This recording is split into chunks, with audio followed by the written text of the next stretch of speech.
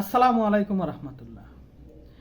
মিলতে শুরু করেছে বাবা ভাঙ্গার করে যাওয়া ভবিষ্যৎবাণী। বাবা ভাঙ্গা 2025কে নিয়ে অনেকগুলো ভবিষ্যৎবাণী করেন। বাবা ভাঙ্গা ছিলেন বুলগেরিয়ার এক রহস্যময় নারী। 28 বছর আগে তিনি মৃত্যুবরণ করলেও তার ভবিষ্যৎবাণীগুলো এখন পৃথিবীতে মিলতে শুরু করেছে। 2025কে ঘিরে তিনি অনেকগুলো ভবিষ্যৎবাণী করেছিলেন, যা এখন জনমনে অনেক আতঙ্ক তৈরি করেছে। তিনি 2025কে ঘিরে প্রথমে বলেছিলেন এক ভয়ঙ্কর ভাইরাস ছড়িয়ে পড়বে, যে ভাইরাস পুরো বিশ্বে দ্রুত ছড়াবে এবং আতঙ্কের সৃষ্টি করবে।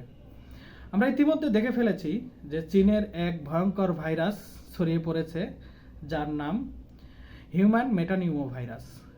এই ভাইরাস ইতিমধ্যে কয়েকটি দেশে ছড়িয়ে পড়েছে এবং জনমনে আতঙ্ক সৃষ্টি করেছে। তিনি আবহাওয়া এবং জলবায়ু এবং প্রাকৃতিক বিপর্যয় নিয়েও কতগুলো মন্তব্য করেছিলেন যে 2025 সালে প্রাকৃতিক বিপর্যয় নেমে আসবে। আমরা ইতিমধ্যে দেখেছি মুসলমানদের পবিত্র নগরী মক্কা ও মদিনাতে কয়েকদিন টানা বৃষ্টিপাতে সবকিছু পানির নিচে তলিয়ে গেছে। ঘরগুলো একতলা দোতলা পর্যন্ত পানির নিচে ডুবে আছে। গাড়িগুলো, কালভার্টগুলো ধ্বংস হয়ে গেছে। এরপরে আমরা যদি দেখি, বছরের শুরুতে হিমালয়ের পাদদেশে তিব্বতে হয়েছে ভয়ঙ্কর এক ভূমিকম্প। এই ভূমিকম্পে প্রায় নিহতের সংখ্যা 50-এর মতো। ধ্বংস হয়েছে অনেক ঘরবাড়ি। এরপরে আমরা দেখলাম মার্কিন যুক্তরাষ্ট্রের ক্যালিফোর্নিয়া অঙ্গরাজ্যের লস অ্যাঞ্জেলসে দাবানলের আগুনে যেন দাও দাও পড়ছে। ক্ষতি প্রায় 50 বিলিয়নকে ছাড়িয়ে গেছে। পুরো শহর এখন শুধুই ধ্বংসস্তূপ। তিনি 2025কে ঘিরে আরো কতগুলো ভবিষ্যৎবাণী করেছে।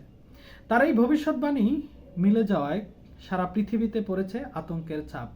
সবার মনে ধরেছে ভয়ের আতঙ্ক।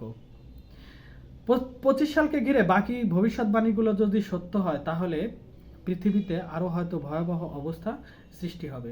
তিনি ইউরোপকে নিয়ে করেছেন মন্তব্য যে ইউরোপে একটা বড় যুদ্ধ নেমে আসবে, যে যুদ্ধ ছড়িয়ে পড়বে ইউরোপের বিভিন্ন দেশে, প্রচুর প্রাণহানি ঘটবে, মানুষের অনেক ক্ষয়ক্ষতির সম্মুখীন হবে।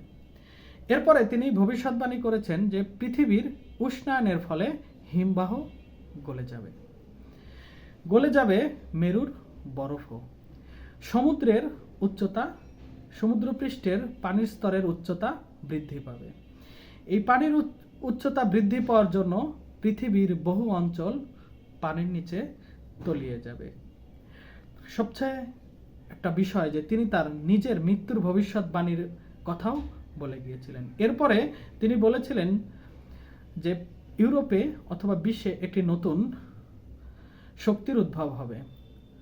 দেখা যাক তার এই ভবিষ্যৎবাণী যদি পৃথিবীতে সত্য হয়, হয়তো পৃথিবীতে খুব খারাপ কিছুই অপেক্ষা করছে। আল্লাহ আমাদের এই সমস্ত খারাপ কিছু থেকে রক্ষা করুক। আসসালামু আলাইকুম।